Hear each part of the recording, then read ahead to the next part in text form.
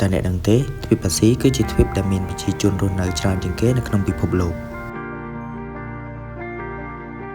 ទ្វីបអាស៊ីមានប្រទេសចំនួន49ប្រទេសនិងមានប្រជាជនជាង 60% នៃប្រជាជននៅក្នុងពិភពលោកទាំងមូលទ្វីបនេះមានភ្នំជាច្រើននិងមានភ្នំខ្ពស់បំផុតទន្លេធំនិងមានវប្បធម៌ចម្រុះខ្លាំងអាស៊ីមិនមែនជាតំបន់តែមួយនោះទេប៉ុន្តែត្រូវបានបែងចែកជា5តំបន់ដូចជាទី1អាស៊ីអាគ្នេយ៍ឬអាស៊ានមាន11ប្រទេសទី2អាស៊ីខាងកើតមាន5ប្រទេសទី3អាស៊ីខាងត្បូងមាន8ប្រទេសទី4អាស៊ីកណ្ដាលមាន5ប្រទេសនិងទី5អាស៊ីខាងលិចឬមជ្ឈិមបូព៌ាដែលមាន18ប្រទេសអាស៊ីមានកំពូលភ្នំខ្ពស់ជាងគេនៅក្នុងពិភពលោកគឺភ្នំអេវ៉ារ៉េសដែលស្ថិតនៅជួរភ្នំហេម៉ាឡៃមិនតែប៉ុណ្ណោះទន្លេយ៉ង់សេនៅក្នុងប្រទេសចិនដែលមានប្រវែងវែងជាងគេនៅក្នុងពិភពលោកគឺ6300គីឡូម៉ែត្រដែលមានប្រភពមកពីក្នុងភ្នំទីបេហើយហូរចាក់ទៅក្នុងសមុទ្រចិនខាងកើតទន្លេ Indus ដែលមានប្រវែង3180គីឡូម៉ែត្រទន្លេនេះស្ថិតក្នុងប្រទេសប៉ាគីស្ថានទន្លេមេគង្គគឺជាទន្លេដែលវែងជាងគេទី2បន្ទាប់ពីទន្លេយ៉ង់សេមានប្រវែងប្រហែល4350គីឡូម៉ែត្រដែលមានប្រភពមកពីប្រទេសចិនឆ្លងកាត់តាមប្រទេសមីយ៉ាន់ម៉ាឡាវថៃកម្ពុជាវៀតណាមនិងហូរទៅបញ្ចប់នៅសមុទ្រចិនខាងត្បូង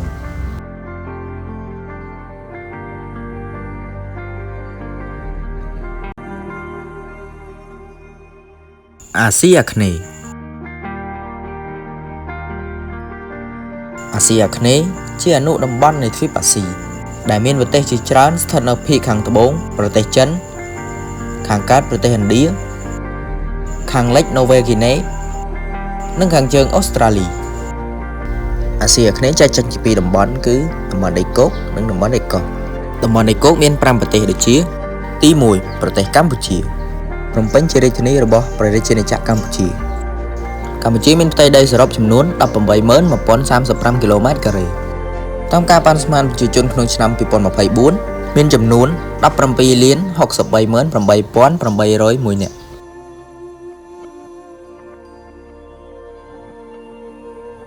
ទី2ប្រទេសថៃព្រះរាជាណាចក្រថៃមានរាជធានីឈ្មោះរាជធានីបាងកកមានផ្ទៃដីសរុបចំនួន 51,320 គីឡូម៉ែត្រការ៉េការប៉ាន់ស្មានប្រជាជនក្នុងឆ្នាំ2026មានចំនួន 71,055,9614 នាក់ទី3ប្រទេសវៀតណាមសាធារណរដ្ឋសង្គមនិយមវៀតណាមមានទីក្រុងឈ្មោះទីក្រុងហាណូយប្រទេសនេះមានផ្ទៃដីសរុបចំនួន 33,1344 គីឡូម៉ែត្រការ៉េការប៉ាន់ស្មានប្រជាជនក្នុងឆ្នាំ2025មានចំនួន 102,030,000 នាក់ទី4ប្រទេសឡាវសាធារណរដ្ឋប្រជាធិបតេយ្យប្រជាមានិតឡាវមានទីក្រុងឈ្មោះទីក្រុងវៀងច័ន្ទមានផ្ទៃដីសរុបចំនួន 23,6800 គីឡូម៉ែត្រការ៉េការប៉ាន់ស្មានប្រជាជនក្នុងឆ្នាំ2024មានចំនួន 7,095,3556 នាក់ទី5ប្រទេសមីយ៉ាន់ម៉ាសាធារណរដ្ឋនៃសហភាពមីយ៉ាន់ម៉ាមានទីក្រុងឈ្មោះណៃពីឡៅប្រទេសនេះមានផ្ទៃដីសរុបចំនួន 67,650,579 គីឡូម៉ែត្រការ៉េការប៉ាន់ស្មានប្រជាជនក្នុងឆ្នាំ2022មានចំនួន 55,077,232 នាក់អាស៊ីអាគ្នេយ៍នៅតំបន់ដីកោះមាន6ប្រទេសដូចជាទី1ប្រទេសឥណ្ឌូនេស៊ីសាធារណរដ្ឋឥណ្ឌូនេស៊ីមានទីក្រុងឈ្មោះសាកាតាដែលបច្ចុប្បន្នត្រៀមប្ដូរទៅនូសាន់តារ៉ាវិញប្រទេសនេះមានផ្ទៃដីចំនួន 1,904,569 គីឡូម៉ែត្រការ៉េការប៉ាន់ស្មានប្រជាជនក្នុងឆ្នាំ2025មានចំនួន 284,043,782 នាក់ទី2ប្រទេសម៉ាឡេស៊ីសហព័ន្ធម៉ាឡេស៊ីមានទីក្រុងឈ្មោះកូឡាឡាំពូប្រទេសនេះមានផ្ទៃដីសរុបចំនួន 33,803 គីឡូម៉ែត្រការ៉េ ការបានស្មានប្រជាជនក្នុងឆ្នាំ2024មានចំនួន34លាន564810នាក់ទី3ប្រទេសសង្ហបុរីសាធារណរដ្ឋសង្ហបុរីមានទីក្រុងឈ្មោះសង្ហបុរីប្រទេសនេះមានផ្ទៃដីសរុបចំនួន736.3 គីឡូម៉ែត្រការ៉េការបានស្មានប្រជាជនក្នុងឆ្នាំ2025មានចំនួន6លាន112,200នាក់ទី4ប្រទេសហ្វីលីពីនសាធារណរដ្ឋហ្វីលីពីនមានទីក្រុងឈ្មោះទីក្រុងម៉ានីលប្រទេសនេះមានផ្ទៃដីសរុបចំនួន300,000 គីឡូម៉ែត្រការ៉េការជំរឿនប្រជាជនក្នុងឆ្នាំ2024មានចំនួន112លាន729,484នាក់ទី5ប្រទេសប្រ៊ុយណេដារុយសាឡឹមមានរាជធានីឈ្មោះបង់ដាសេរីបេកាវ៉ាន់ប្រទេសនេះមានផ្ទៃដីសរុបចំនួន5,765 គីឡូម៉ែត្រការ៉េការប៉ាន់ស្មានប្រជាជនក្នុងឆ្នាំ2025មានចំនួន646,227នាក់ទី6ប្រទេសទីម៉ូឡេសសាធារណរដ្ឋប្រជាធិបតេយ្យទីម៉ូឡេសមានទីក្រុងឈ្មោះឌីលីតែនេះមានផ្ទៃដីសរុបចំនួន14,950 គីឡូម៉ែត្រការ៉េនិងមានប្រជាជនសរុបចំនួន 1,35,662 នាក់គិតត្រឹមឆ្នាំ2023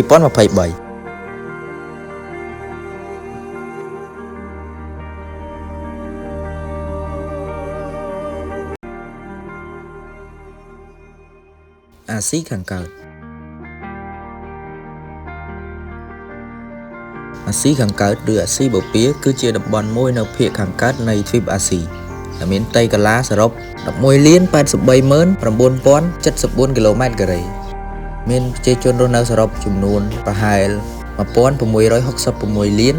47,1330 នាក់គិតត្រឹមឆ្នាំ2018អាស៊ីខាងកើតមានសេដ្ឋកិច្ចធំជាងគេនិងរីកចម្រើនបំផុតនៅក្នុងតំបន់អាស៊ីខាងកើតមានព្រំប្រទល់ជាប់នឹងអាស៊ីខាងជើងនៅភាគខាងជើងអាស៊ីអាគ្នេយ៍នៅភាគខាងត្បូងអាស៊ីខាងត្បូងនៅភាគនិរតីនិងអាស៊ីកណ្ដាលនៅភាគខាងលិចចំណែកឯនៅភាគខាងកើតគឺមហាសមុទ្រប៉ាស៊ីហ្វិកប្រទេសនៅអាស៊ីបូព៌ាឬអាស៊ីខាងកើតមាន5ប្រទេសដូចជាទី1ប្រទេសចិនប្រទេសចិនមានផ្ទៃដីចំនួន 9,59,6,961 គីឡូម៉ែត្រការ៉េមានរដ្ឋធានីឈ្មោះទីក្រុងប៉េកាំងការប៉ាន់ស្មានប្រជាជននៅក្នុងឆ្នាំ2023មានចំនួន 1,409 លាន 67,000 នាក់ទី2ប្រទេសជប៉ុនប្រទេសនេះមានផ្ទៃដីសរុប 37,7975 គីឡូម៉ែត្រការ៉េការប៉ាន់ស្មានប្រជាជនក្នុងឆ្នាំ2025មានចំនួន123លាន 36,000 នាក់ទី3ប្រទេសកូរ៉េខាงត្បូងប្រទេសនេះមានផ្ទៃដីចំនួន 100,363 គីឡូម៉ែត្រការ៉េដែលមានប្រជាជនចំនួន 51លាន 96,6948 នាក់គិតត្រឹមឆ្នាំ2023ទី4ប្រទេសកូរ៉េខាងជើង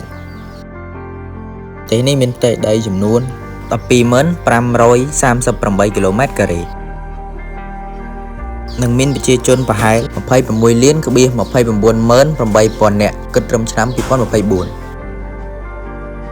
ទី5ប្រទេសម៉ុងហ្គូលីប្រទេសនេះមានផ្ទៃដីសរុបចំនួន 1,56,4116 គីឡូម៉ែត្រការ៉េការប៉ាន់ស្មានប្រជាជនក្នុងឆ្នាំ2023មានចំនួន 3,54,741 នាក់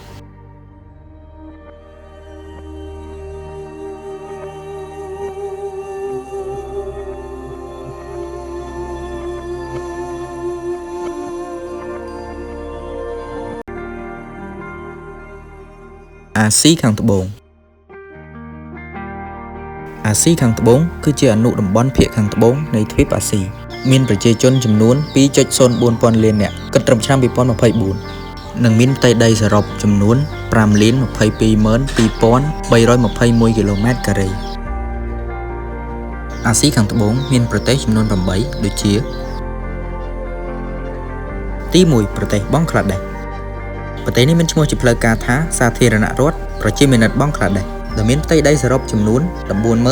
48,460 គីឡូម៉ែត្រការ៉េការប៉ាន់ស្មានប្រជាជននៅក្នុងឆ្នាំ2023ប្រទេសបង់ក្លាដេសមានចំនួនប្រជាជន 171លាន 46,660,990 នាក់ ទី 2 ប្រទេសប៊ូតាន ប្រទេសនេះមានឈ្មោះជាផ្លូវការថាព្រះរាជាណាចក្រប៊ូតាន ដែលមានផ្ទៃដីសរុបចំនួន 38,394 គីឡូម៉ែត្រការ៉េ ការប៉ាន់ស្មានប្រជាជនក្នុងឆ្នាំ 2021 មានចំនួន 77,7486 នាក់ ទី 3 ប្រទេសឥណ្ឌា ប្រទេសឥណ្ឌាមានឈ្មោះជាផ្លូវការថាសាធារណរដ្ឋឥណ្ឌា មានផ្ទៃដីសរុប 3,28,7263 គីឡូម៉ែត្រការ៉េ ការប៉ាន់ស្មានប្រជាជនក្នុងឆ្នាំ 2023 មានចំនួន 1,428,262,7663 នាក់ ទី 4 ប្រទេសម៉ាល់ឌីវ ប្រទេសនេះមានឈ្មោះជាផ្លូវការថាសាធារណរដ្ឋម៉ាល់ឌីវ មានផ្ទៃដីសរុបចំនួន 298 គីឡូម៉ែត្រការ៉េ ការប៉ាន់ស្មានប្រជាជនក្នុងឆ្នាំ 2024 មានចំនួន 612,269 នាក់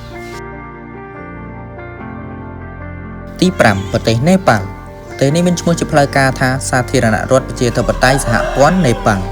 មានផ្ទៃដីសរុបចំនួន 147,516 គីឡូម៉ែត្រការ៉េ ការប៉ាន់ស្មានប្រជាជនក្នុងឆ្នាំ 2024 មានចំនួន 31,012,387 នាក់ ទី 6 ប្រទេសប៉ាគីស្ថាន ប្រទេសនេះមានឈ្មោះជាផ្លូវការថាសាធារណរដ្ឋអ៊ីស្លាមប៉ាគីស្ថាន មានផ្ទៃដីសរុបចំនួន 88,1913 គីឡូម៉ែត្រការ៉េ ការជំរឿនប្រជាជនក្នុងឆ្នាំ 2023 មានចំនួន 241,049,9431 នាក់ ទី 7 ប្រទេសស្រីលង្កា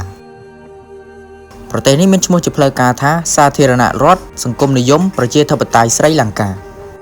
មានផ្ទៃដីសរុប 67,240 គីឡូម៉ែត្រការ៉េ ការជំរឿនប្រជាជនឆ្នាំ 2024 មានចំនួន 21,078,1800 នាក់ ទី 8 ប្រទេសអាហ្គានីស្ថាន ប្រទេសនេះមានឈ្មោះជាផ្លូវការថាអេមីរ៉ាតអ៊ីស្លាមនៃអាហ្គានីស្ថាន មានផ្ទៃដីសរុប 65,2864 គីឡូម៉ែត្រការ៉េ និងមានប្រជាជនប្រមាណ 49.5 លាននាក់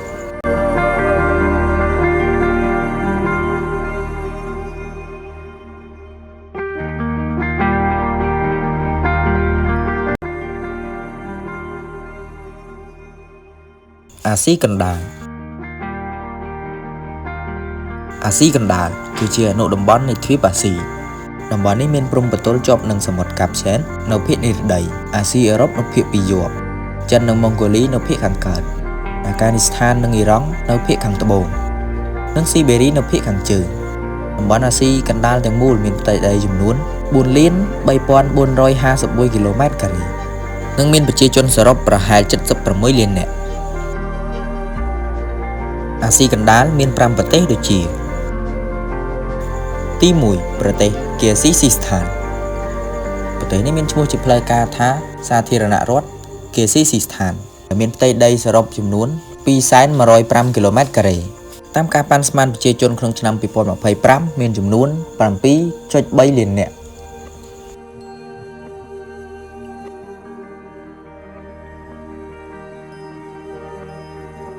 ទី 2 ប្រទេសតាជីគីស្ថាន ប្រទេសនេះមានឈ្មោះជាផ្លូវការថាសាធារណរដ្ឋតាជីគីស្ថាន មានផ្ទៃដីសរុបចំនួន 14,100 គីឡូម៉ែត្រការ៉េ ការប៉ាន់ស្មានប្រជាជននៅក្នុងឆ្នាំ 2025 មានចំនួន 10,078,6734 នាក់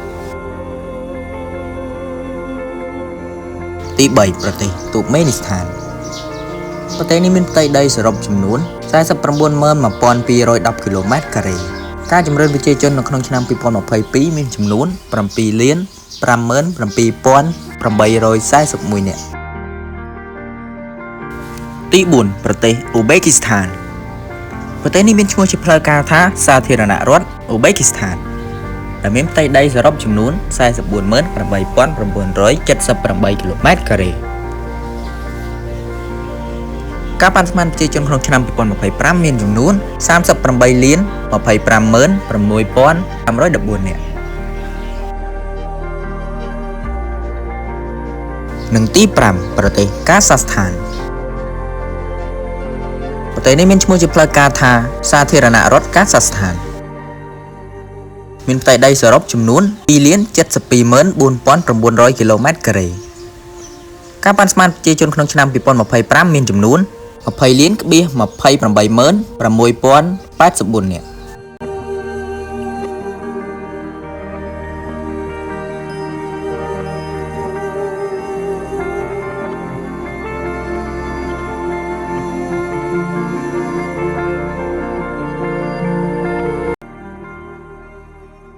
អាស៊ីខាងលិចដែលជាទូទៅគេហៅថាមជ្ឈិមបូព៌ាគ្របដណ្ដប់លើផ្ទៃដីសរុប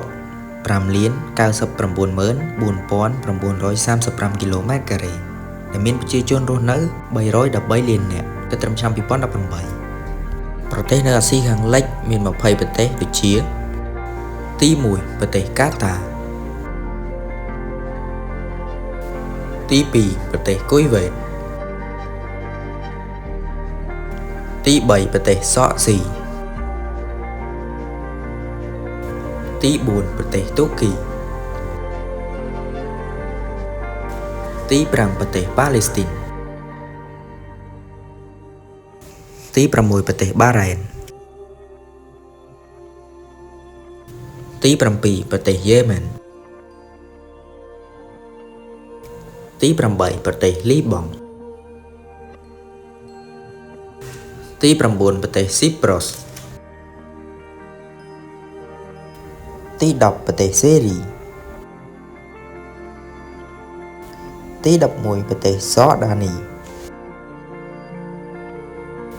ទី 12 ប្រទេសអ៊ីរ៉ង់ទី 13 ប្រទេសអ៊ីរ៉ាក់ទី 14 ប្រទេសអ៊ីស្រាអែលទី 15 ប្រទេសអាមេនីទី 16 ប្រទេសអារ៉ាប៊ីសាអូឌីតទី 17 ប្រទេសអាហ្សេបៃសង់